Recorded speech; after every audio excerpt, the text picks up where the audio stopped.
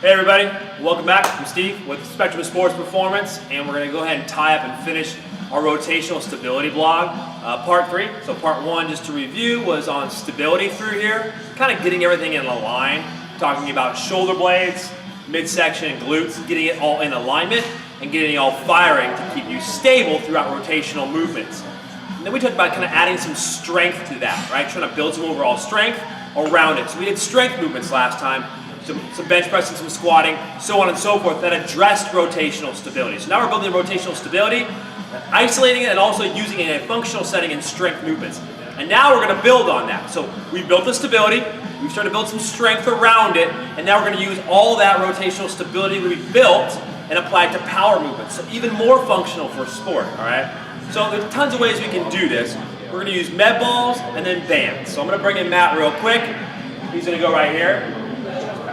So he's going to go ahead and face the wall, get down on his knees. We're going to go ahead and watch from behind just so we can see his alignment, shoulder blades, midsection, and glutes. He's going to put the ball up on the right side of his chest. He's going to do a rotational chest pass. In review, this is parallel because he's parallel to the wall, and we'll do perpendicular in a minute. He's going to sink his hips back, right, because all his power is coming from his hips. So he wants to load the hips, and then he'll go and extend them and use them. But he's got to be in good alignment first before each throw. Okay, when he's ready, he'll pop the hips forward and go ahead and throw.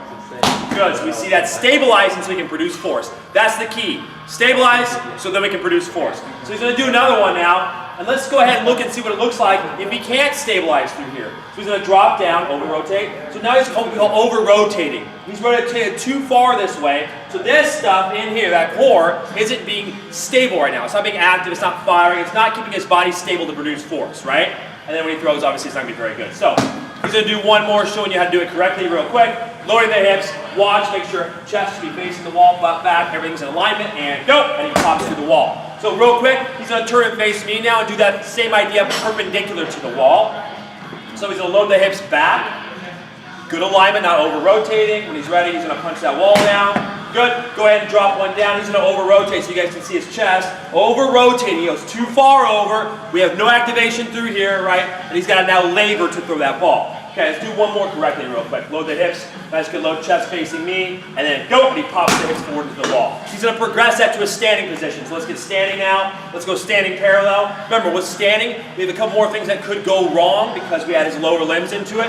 He's going to drop down, make sure everything's in good alignment, not over-rotating. He's in good alignment to produce force, but he's stable through here. And then he's going to go ahead and throw. Good. One more. Bring the hips through for me, Matt. Watch his hips come through. Go.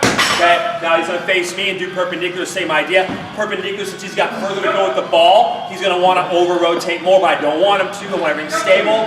When he's ready, go ahead and punch the wall down. Good, awesome. Okay, relax that. So we're going to step back a little bit and just show you another variation of that same kind of parallel and perpendicular power, all right? Matt's going to grab the band.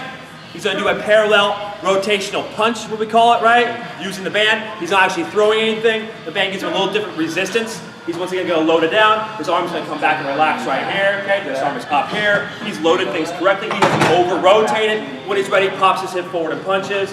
Go ahead, Matt. Good. Come back down and do it again. Nice thing about this is we can do this propulsive. We can do it in a row. Go ahead and do like 6 in a row, Matt. Drop it back down. So now he's working on loading, eccentrically loading, and then using that power. Go ahead and relax. Now turn and face the camera. We're going to do the same thing perpendicular now. He's going to switch hands with the band. Arm is relaxed. He's going to push off that outside leg. Basically going to throw a punch at me. He wants to load his hips a little bit more without over-rotating. He'll bring it through when he's ready. Push off that right leg. Go ahead and go, Matt. Good. Now punch towards me. Go ahead and go again. Good. Just go one more. Send that right leg. Good. And you can obviously do that same thing in a row. Do like 6 in a row for us real quick. Punch and come back down.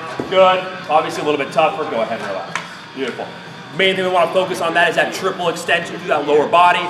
When he's standing, right, on both of those, so ankles, knees, and hips, get it fully extended.